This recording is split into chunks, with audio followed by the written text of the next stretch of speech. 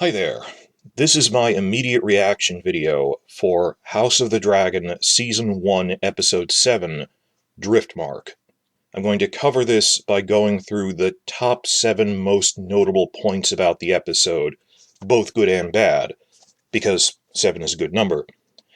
Start with the elephant in the room. Point 1. Laenor. Laenor doesn't fake his death in the books. And it's not just a matter of the unreliable narrator. This is a change. In the books, they find his body. He is stabbed to death in the middle of the marketplace on Driftmark. There is no possibility they faked his death in the book. This is a change. I honestly don't know how to feel about this. And I'm not so much on the fence as slightly over the fence on the side of not liking it. But the mere fact that I can say I don't really know how to feel about it is sort of a glass half full thing for them. That if you told me a year ago they would do this change, I'd be really upset. But the way they did it, some of the other factors involved, because there really was no nice solution to this. That in the book, Laenor gets stabbed in the middle of the marketplace, and there's really only two versions. One is it was a random lover's quarrel between him and Carl Corey. The other, that Mushroom says, is that Daemon orchestrated this and, had him killed so he could marry Rhaenyra, because it happens right after Laena dies. And there really is no alternate thing of, it's a coincidence that he happened to die 2 weeks later in a random fight? And I think, history is full of odd coincidences. Stranger things have happened. That as a book fan, I didn't like to think that Daemon did it because there's other factors of, he knew it was too obvious. I didn't like to think Daemon did it in the book, even though he probably did. But the way they changed things in the show, it sort of works. That because Laenor's older, and he fought side by side with Daemon in the Stepstones, and Daemon has a weird sense of honor that if you're loyal to him, he doesn't really like betraying you. So TV Daemon would have less, he'd have more hesitance about actually doing that. I'm not sure, and it really is a testament to both actors who played Laenor that combined they've been in 4 episodes, 2 for the younger version, 2 for the older version, and they made him a very likable character. That book Laenor is kind of a fop. He isn't really a warrior because he was younger. He missed the war in the Stepstones. In this, they developed him so well, I would have been even more upset if they killed him off. On top of this, a few hours before the episode aired, the subtitles leaked as a file. So I read the text cold, and if you just read the dialogue, it's not clear that Laenor survived. So for a while there, like the episode showed visually, I thought they were making Rhaenyra so ruthless that Rhaenyra, even the version that says that Daemon had him killed, doesn't claim that Rhaenyra was in on it. So for a 6-hour period there, I thought, oh my god, they've made Rhaenyra so unlikable that even though she's crying and hesitant, she has reluctantly gone along with killing Laenor for the sake of protecting her children that she needs to remarry to Daemon. And that would also have been untenable. It would have ruined her character because Rhaenyra wouldn't have done that. And from an out-of-universe perspective, the audience would have turned on her and would have gone, there's no likable characters in this, even flawed characters in it. I hate it when people go, there's no good characters in this. It's just a bunch of flawed people. What the hell was The Sopranos to you? Or Breaking Bad? Like, name or Mad Men, every hit show that has been an Emmy favorite has had flawed characters. Even then, there's lines you shouldn't cross. So I'm willing to deal with the plot contrivance of, we faked his death by burning him somehow, as if that ever happens in the books. Except when Mance Rayder faked his death, and when young Griff was faked his death as a baby. And possibly Quentin. So, okay, a lot of people fake their death in the books, but the point is, from a story perspective and a plot logic perspective, of did this create plot holes or not? From a characterization perspective, I actually think it kind of made sense that they've established Laenor would like to go off and, be fighting in Essos or something, having adventures with Carl, and that this was always a sham marriage, and it's the better thing for Rhaenyra. And some people are saying this is them having their cake and eating it too. As a book fan, I don't know. And that's being generous. I'm saying glass half full, that a change this big to say I don't know how I feel about it is sort of a positive, I guess. But this is, if you count on one hand the adaptation changes we will be talking about for the next year, this is obviously one of the top 5. And there are also the out-of-universe concerns that everyone was yelling about, bury your gays when they killed Joffrey Lonmouth, and on top of that, they condensed it in such a way that Kristen wasn't punished, because he kills him in a tournament in the book, that it would also have made a really bad controversy for the show if they killed Laenor 2 episodes later, even though that is what happens in the books. I don't think you should shy away from that. It's their other gay characters they get introduced. So, but still, it's the whole percentage thing of, well, if there's only 2, you killed 100% of them when you killed 2 of them. And just promising that, no, a year and a half from now in season 2, there's more gay characters. People wouldn't wait for that. So I don't think you should bow to public pressure, but I think the bigger thing is from a story perspective, TV Daemon and Rhaenyra, due to being older, spending more time with him, Laenor being a more honorable person because he was fighting in the war, it doesn't make as much sense that they would kill him. So it is nice in and of itself. Oh, well, we faked his death, even though it's mean to his parents and stuff. Well, he was always chafing under their society. I'm okay with that, and it generally, I'm surprised how well it worked from that perspective. But you have the plot logic perspective of the repercussions, that during the coming succession war, someone else will claim Laenor's dragon Seasmoke. To our knowledge, a dragon has never allowed someone else to take them as a rider while their old rider was still alive. You can't really fake your death to a dragon. They have this magical homing instinct that Seasmoke would find Laenor. They will follow you around. That there's points when some character, well, I don't know if they thought that character was dead, but they were really alive. But the dragons follow them around for miles. So what not a lot of reviewers are pointing out, which I think would be the neat solution for this by next week, because there's a 6-year time jump, is if they mention that Laenor spent 5 years fighting in the Stepstones and having adventures and died fighting. That is the solution I can see to this, and for them to say, oh, it's a happy ending, have Carl go, no, in those 5 years he lived an entire life, he was free, and he lived so much in those 5 years. The way that Breaking Bad, Bryan Cranston says that the internal story is only 2 years long, but in those 2 years he lived more than he'd lived in his entire boring life when he didn't take risks. So I could see that by the time of the Civil War, Laenor has to be dead so that his dragon will be willing to bond with someone else.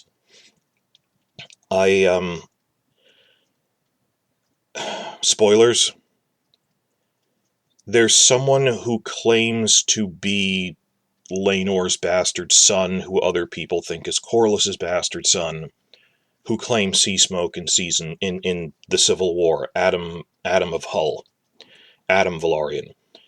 And I've seen some people theorizing maybe he'll try to pass himself off as Adam of Hull. Well, the whole point is that Adam of Hull could plausibly be Laenor's son. A 40-year-old man couldn't, a 30-year-old man couldn't pass himself off as a teenager. Then again, they might just say, oh, I'm Corlys's bastard who just happens to look exactly like Laenor. No, that doesn't work in a visual medium. I don't think they're that stupid, and on top of that, Laenor had dialogue where they kind of were setting up that he has bastard sons. The point in the wedding episode where he tells Rhaenyra, it's not for lack of trying that I'm not attracted to women, which implies, he was in denial and may have, tried having sex with women and this produced a bastard son. See, I thought I've pointed out, I thought that dialogue was setting up Adam Velaryon. I pointed out over Twitter. So no, I don't. That would be crazy, but I don't think they're doing that. Also, because the show is a hit, they wouldn't need to condense it that badly. We'll see what the rest of Season 1 does if they mention that Laenor dies off-screen after having 5 years in which he lived a lifetime having adventures being a mercenary in the Free Cities. We will see on that. Because that, if they did that, that would be a neat solution for me, that everyone gets to have their happy ending, that Rhaenyra wasn't in on it. I honestly thought it was an accident, a coincidence in the books that he died then. I don't know how to feel about this, and this is one of the things we will be discussing. So this is an immediate reaction. I don't really know how to process it. Having watched the behind-the-scenes videos, I feel effort went into this. This isn't like when Benioff and Weiss did something sloppy. This was a calculated decision with something that was contentious, so we will be debating this. That's the elephant in the room, point 1. Point 2, that I'm not opposed to changes in general. Point 2 of the episode is Alicent charging Luke and Rhaenyra by grabbing the Valyrian steel dagger. Now, we already saw that in previews and stuff, so we weren't surprised about this. They really showcased it. This doesn't happen in the books at all. Well, Aemon losing his eye happens, and Alicent does demand Luke's eye in return, but she doesn't charge him. But even though it's an addition and they focused on it really heavily, even though it's not in the book, I thought it fit really well. Because they say it's 10 years worth of Alicent is not this overt person who yells a lot. This is 10 years of keeping it bottled up, finally exploding, and it's dialogue heavy. It's not just action. It's not played for that. It's her shouting their core character difference, that I was the dutiful good girl and you're the one who breaks the rules all the time and nothing happens. And then Rhaenyra going, oh, and this is the cloak of decency that you used against everyone who doesn't make the choices you make. That worked, not because of the action, but because of the dialogue. So I liked that. That was actually good. I wish they didn't focus on it so much as a high point of the show from their marketing campaign. Though it does show off the conflict between them. Like, I said this since the first teaser, and I went, the whole point is this is an out-of-character moment for Alicent. Not in a bad way. When a really calm person does something really angry, it shows just how affected they are. It's like if the marketing campaign showed Catelyn Stark fighting the Catspawed assassin, and that was the only thing you saw of Catelyn Stark in teasers, when that's really an unusual moment. But I've said that before, that's a marketing thing. As the scene, it was pretty good. It was good acting.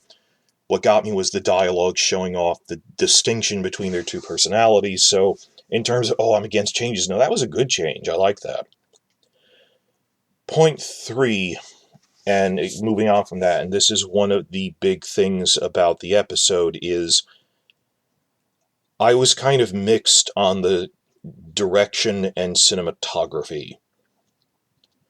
Wasn't bad, and this episode is tied with episode 2 as the bottom of season 1, and it isn't a bad episode. It's just that in many ways it is linked with episode 2 because they had to switch directors at the last minute.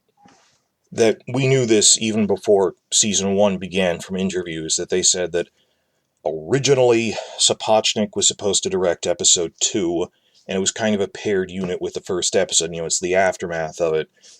At the last minute, they had to rush to do a location shoot then or never, and Sapochnik was unavailable, so they gave episode 2 to Greg Yaitanes. And he did it off of Sapochnik's storyboards, and I think that's why I actually like episode 2 more on rewatch, but why there's a couple of deleted scenes from it where they were moving scenes around, felt they didn't work, felt the pacing was off, that there were quite a few deleted scenes from it, that the transitions weren't as smooth. I mean, if you're watching casually, I don't think you had a problem, but I could tell it feels like they were doing that. Similarly, because Sapochnik gave episode 2 to Yaitanes, they swapped that Yaitanes had to give episode 7 to Sapochnik. So you can kind of tell with that they switched directors. And the other thing I found out from behind the scenes things is this was the first material they filmed at all. And they did the smart thing where they said, first episode, the cast hasn't really gelled well yet, so we made it the funeral stuff because people are awkward at a funeral and don't know what to say, or they haven't seen each other in years. So that was smart, making episode 7 the first one they filmed. Which reminds me, so many things in this episode are things we saw in spy photos back in May of 2021. All this stuff, because it was a big public shoot at St. Michael's Mount, the tidal island in Cornwall where they filmed Driftmark. This takes me back. This is the first week of spy photos. The first spy photos we got were Rhaenyra and Daemon walking along the beach. And then the next day we saw all these cast members taking the ferry to the castle, and we could see a funeral. We could tell it was Laena's funeral. And like there was a video of these two brown-haired white boys and silver-haired black girls who we could tell, oh, that must be Bela and Rhaena and Jason Luke. I wonder who's playing them in this fuzzy spy photo, and here we are a year and a half later. So that's fun that this was the first thing they filmed, and I'm more sympathetic to the camera work and direction after watching the behind-the-scenes thing. The House of Dragons built thing, that they said this was a very difficult location shoot for the funeral stuff. The actual funeral was beautiful, but the scene where the wake after it, where they had to build a small terrace on a rocky cliff, there's 40 actors in it, and you have to juggle all the actors, there's limited space to put cameras in there, the difficulties of location shoots. So I didn't like the camera work in that scene, and then they explained it was hard to get a camera in there. Fair enough. Some of the other scenes individually had beautiful cinematography, like everything from Aemon's fight onwards. His fight with the kids, that was a great fight. The kids were good at choreographing that. And then the confrontation in the main hall was good. As was like the Corlys Rainey scene, the actual funeral. There were some other parts I didn't like.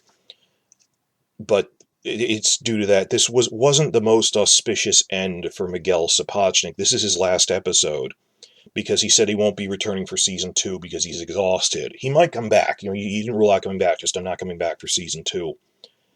But all this is preamble that I'm building up to.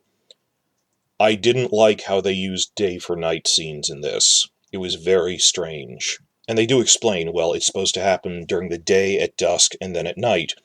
That, again, from seeing all this from spy photos, all of these night scenes were filmed during the day, in bright noon daylight. Like Daemon and Rhaenyra walking along the beach. And then what they did was they used a darkness filter to make it look like night. They digitally added stars into the sky. What you see is, why is the moon so bright? That's actually the sun. They just darkened it and added moon spots on it. And I don't think it really works, but I can tell what they were trying to do. It was very difficult. My eyes just couldn't focus on it. It was clear what was happening. This isn't the Long Night episode from season 8. Like, you can very clearly tell what is happening, and it's not supposed to be dusk. It is supposed to be the dead of night. And they're using a color filter to show, okay, this is happening in the middle of the night, but they can kind of see what's happening because it's a starlit night. That's always difficult. And again, if Benioff and Weiss were doing this, it would have been unwatchable.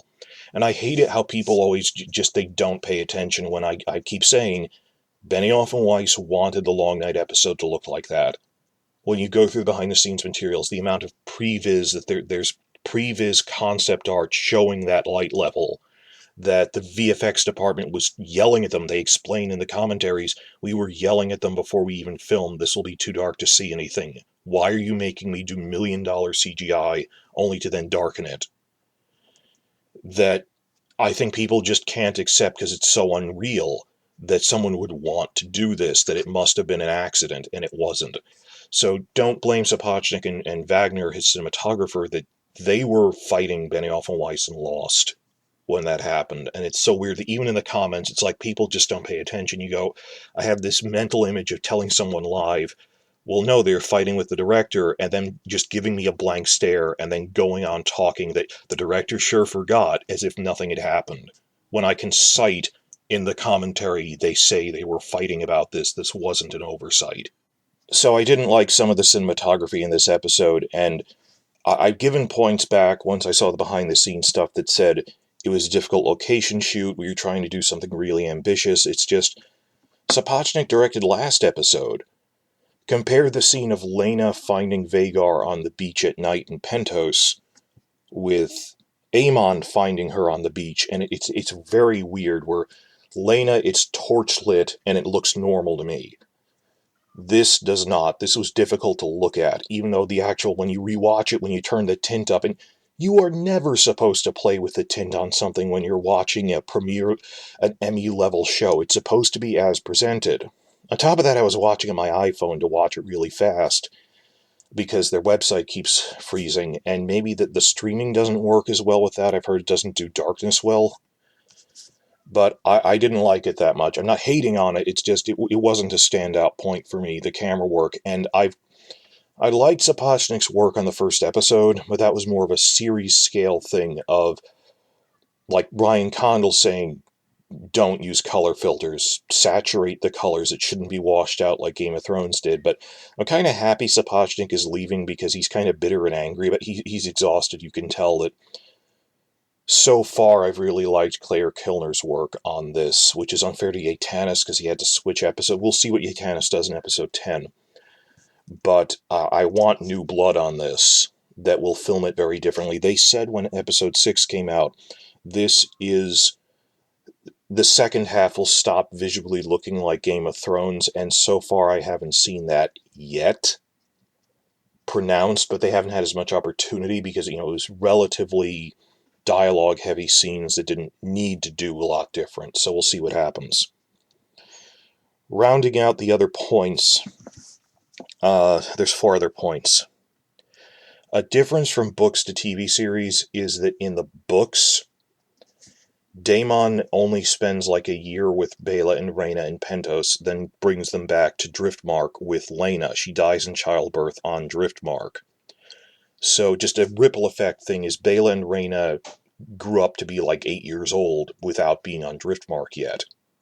So Baela and Rhaena are meeting their family for the first time. They're meeting Jace and Luke for the first time. Also, they say it's a plot point, Daemon hasn't been there in 10 years, and that Rhaenyra is really attracted to him because it's been 10 years since I've seen you and I was a girl before at the wedding. Well, this is very different from the books, where they say that she was visiting Daemon and Laena on Driftmark constantly, and there's fan theories that they were like in a polyamorous relationship, which they could have been. Like, the book is vague about it. So that possibility, for Laena fans, that possibility is different. It changes around Daemon's thing, that in the book you almost thought he was seducing her, probably willingly, but in this, she has the agency. Well, I haven't seen you in 10 years. So that's not bad. It's just a difference. That I haven't seen you in 10 years. Also, that Baela and Rhaena didn't grow up with Jace and Luke, and they will be betrothed to each other. Some people would say that that's weird, that, well, they're allegedly first cousin, but they're really third cousins through Rhaenyra to Rhaenys. Even first cousin marriage is an incest in the books. I mean, like, Sansa and Jon are first cousins, but I mean, the people go, oh, but they were raised together. In this version, they weren't raised as small children together, so whatever. But you think about putting thought into Baela and Rhaena will be long-running recurring characters, that they spent the first 10 years of their lives in Pentos, whereas in the books, they left Pentos and they were like 2, 1. So I don't know if that would affect them differently, but now they spend 6 years on Driftmark, so I guess it doesn't really change their upbringing too much. But the bigger effect is on Daemon being gone for 10 years, as opposed to possibly Laena and him with Rhaenyra. If they imply that they were friends for longer, wasn't really a thing in the TV version, that they were all friends like that. Standout moment of the episode for me, though, was like the quiet drama scenes. There can be cinematography in a scene of just 2 characters talking in a room. Was the Rhaenys Corlys scene, where they're at the fireplace and just talking about their character motive, very character-driven, dialogue-driven, about, I want Baela to be heir, you're obsessed with legacy more than I am, this is about you, I care about that we can't keep doing this, it's at the price of our children. This was a standout episode for Eve Best as Rhaenys, who I really missed last episode. And, also, Corlys has been in a few more, like one more episode than her, that Corlys and Rhaenys were greatly missed last episode. And it was wonderful seeing them here. Throughout the episode, that was the top scene, though. That when I go, oh, the cinematography, there was good cinematography, and it was well shot, well lit. And again, that I give them points where they explain in the behind the scenes, a lot of this was difficult location shoots. If the camera work is weird at the wake, it's because it was hard to get a camera down there, versus in the Great Hall of Driftmark, the camera work got a lot better because they had more control over it, so maybe that's why I like that scene a lot more. So, let's see, point 1 was Laenor's fake death, point 2 is Alicent charging with the knife, point 3 is the ripple effects of the Daemon and his girls didn't come back for a full 10 years. Point 4 is the Rhaenys Corlys scene was really good. And the direction was point 3, Daemon and the girls is point 4, Rhaenys Corlys is point 5. I have 2 left. Point 6 here. I actually really liked the parallel. I want to bring this up because I don't know if enough people are. During the wake scene, it's short, the parallel between Luke Velaryon and Larys Strong. Think about it. Within a 2-minute span, Alicent is pointing out, oh no, Kristen, he's just happy because he's the new Lord of Harrenhal, reminding us that he just killed his father, his own father, and older brother to become Lord of Harrenhal. And then right after that, you have Luke Velaryon, who is 99% he's actually Larys's own bastard nephew. Corlys telling him, because your older brother will sit the Iron Throne, one day you will rule Driftmark. And he goes, well, I don't want it. But then he follows up logically, I don't want it because I'd only be Lord of Driftmark after you die, grandfather. I think it reminded me of Black Panther a little, just because, Black Panther 2 trailers are out a lot. But that thing in Black Panther, when he's on the astral plane and he tells his father, I don't want to be king yet because you're the king, and I didn't want to lose you. I wasn't. Who is the contrast between an evil character who is waiting for their parent to die so they can be king, versus, like, Robb Stark was not eager for Ned Stark to die. He fell apart when he died. He wasn't happy. Congratulations, you're the new Lord of Winterfell. That contrast of, why would I want to... You do realize that inheriting from my parents means they die, and I love them. That is awful to me. I'm not eager for that. So I love that contrast between the uncle and nephew, the one who killed his own father and older brother to claim his inheritance, versus the one who isn't even the rightful heir to Driftmark, really, saying, I don't want to be Lord of Driftmark. That would mean you die first. That was a wonderful contrast. That was good writing. Overall, the dialogue was great in this episode, as was the acting. I was a little iffy on some of the series-scale writing decisions, like Laenor wasn't on this specific screenwriter, Kevin Lau. This was on Ryan Condal, made a big-scale decision. Similarly, last episode I said, this is a good episode, but some of the time jump stuff, that's an overall scale thing, not an episode scale thing. And the camera work was iffy in some scenes, like the day for night stuff is better than what Game of Thrones would have done. I just couldn't handle it in that much. I think they overdid it a little, even though it's supposed to be pure darkness, versus other scenes like the Rhaenys Corlys scene were well done. But that's point 6, Luke and Larys. Finally, point 7, and this is brief. This is actually the first episode where they've called them the Blacks and the Greens, the two factions. Well, I can tell sometimes they emphasize, you can tell they wanted to emphasize something by putting it in a different language like Dothraki or High Valyrian, because they know it'll emphasize it to an audience when they read it in subtitles. I saw this in Dune, actually, which was also the languages were done by David J. Peterson, same guy from Game of Thrones, where sometimes when they wanted to really emphasize something, they'd put it in a foreign language, in the conlangs, knowing the audience will have to read it in the subtitles. It'll make them pay attention to something really important, which is a good idea. That Rhaenyra refers to them as the Greens at the end of the episode in subtitled High Valyrian to draw attention to, we call them the Greens. That's the first time either faction was called by name. And in the behind the scenes, some people are worried, will they call them the Reds instead of the Blacks? That they're called the Blacks because they wear Targaryen black from their heraldry.